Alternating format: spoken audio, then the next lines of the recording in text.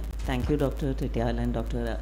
Rajesh, for having me in this nice session here, focusing on ophthalmic procedures. Though the heading is concerns, but I'm going to talk to you largely on how you would how would you go about managing the surgical management for a case of hydrops here.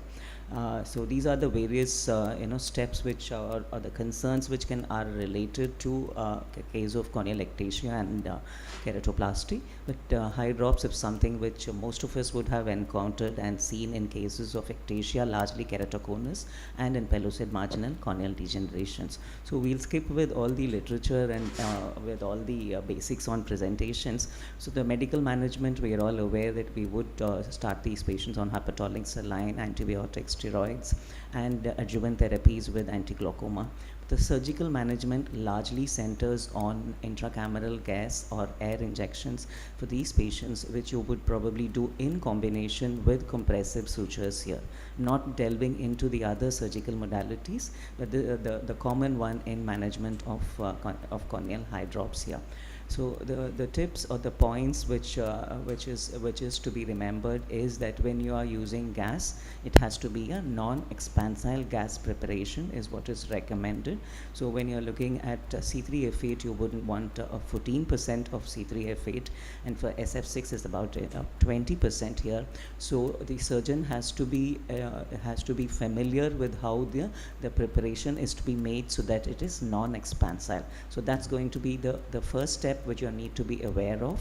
The second one is when you're gas filling a patient, you would in the anterior chamber, you will have to advise them against air travel again.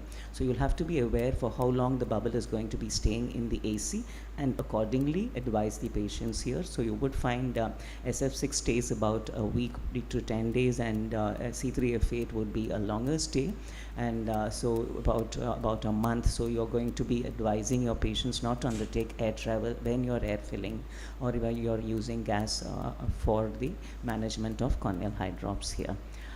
The other point which we can use is the use of anterior segment OCT in these patients. The ASOCT helps you to look at the intrastromal clefts. It also helps you to delineate where the Descemet's membrane is ruptured. So these are the two clinical points you would want to look at when you're looking at the use of diagnostics in imaging corneal hydrops patients. The third point is, if your preparation of intracameral gas is not being optimal, and you would land up with an expansile, and this is a complication which I had to face in one of my patients here, and the gas expanded further and the patient landed up with a malignant glaucoma. So that's going to be another clinical concern which you have to be aware.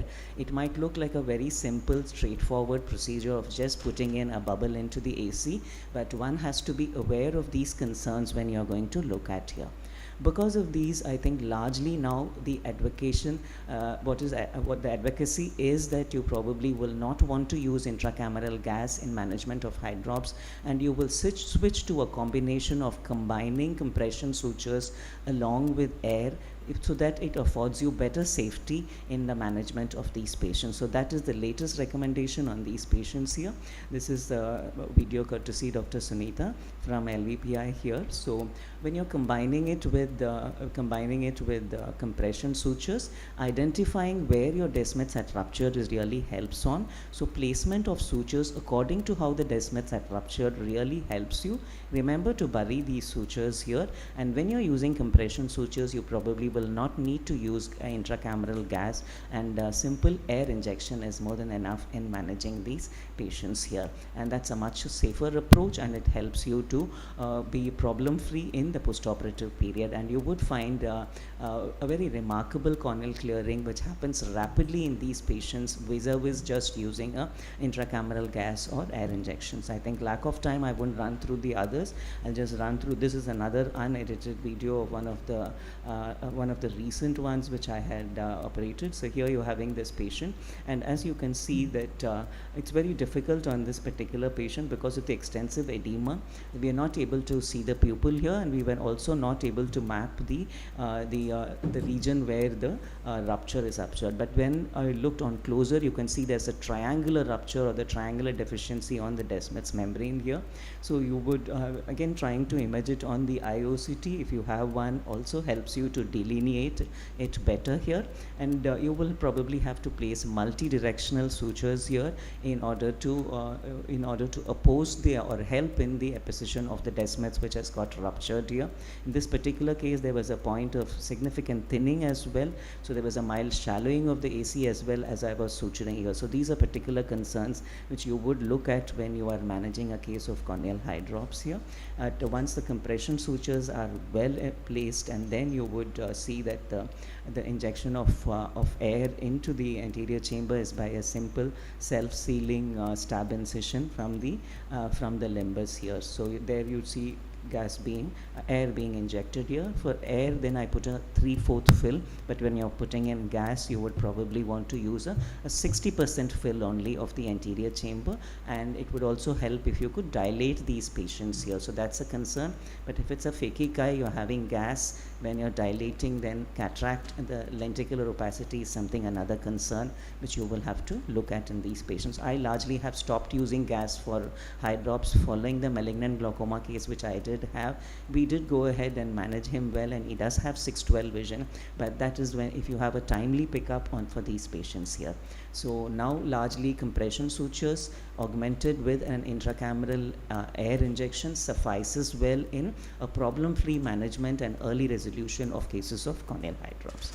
Thank you again, Dr. Dayal and Rajesh, for the opportunity. Thank you, Dr. Vanathi. Just a couple of questions. One is that some people inject gas and do a small inferior PI. Yes. What is your take on that? I think now when we have an alternate method which is proven to say that why do I necessarily want to go in and do a more extensive procedure, so that's something which I think it works in a scenario where probably the patient cannot come back to you and you feel is coming from a peripheral place, and then you're going to do. But still a PI is really not required if you're sure about your non-expansile thing, and you put a 60% fill, and you could probably keep your patients on short-acting mydriatics. It works. Yeah. And the second thing is that if you put compression sutures, so once the hydrops resolves, then there will be some marks of these sutures as well. The corneal edema by itself is probably going to alter the stromal collagen clarity here. Yeah. So probably I think what we are looking at is giving as early a resolution, and the longer the edema is going to stay, the longer it's going to be the haziness in these cornea. So we are probably aiming at earlier resolution so that it flattens the cornea much better, and in cases we do find it becomes more amenable to contact lens fitting because of the flattening in these cases as well. But people again do other modalities of surgical interventions like PTEC in cases of hydrops as well. So that's something which is a little more advanced, but simple air or gas injection done optimally with or without sutures perhaps suffices well. Thank you. Thank you.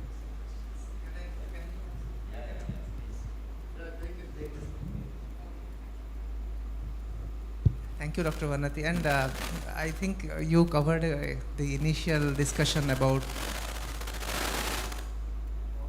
need for early, probably because of the scar.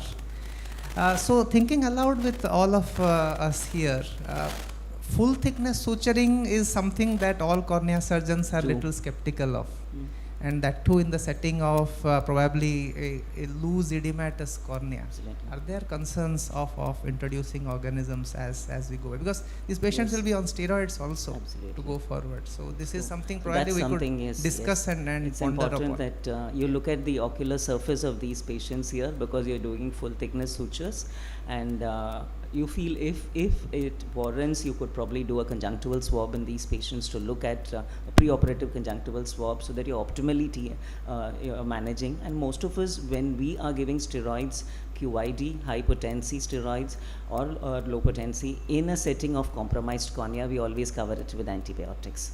So most of the time the patient probably would have been on 24 to 48 hours at least. So if we see the patient the earlier day, the next day we call him and you do have a 24 hours. But that's a point, because infection is something which can complicate a scenario of hydrops. One question to you, Arvind, is when would you go and remove these sutures? What is your practice in removal of sutures in these patients? So what we have seen is that the clearing is in hours, Yes. not really days. Yes. So and we already have a gas which would stay for a 3 days or 4 days at least if we leave a 60% bubble. Probably a early removal, like 6 weeks or maybe within. It's Yeah. again very case So, specific. as soon as you depending on- find that the edema Yeah. has come down to the maximum possible Yeah. resolution True. and it's really not contributing any further, then you True, could probably. true. And also That's with what- the background of DSEC and DMEC, our understanding of the way the functionality of the desmase changes, meaning once it attaches, Yes. the functionality returns. We That's do true. not need any That's true. augmentation Several times beyond I think that. it does get Yeah, very yeah, good. true. Thank you.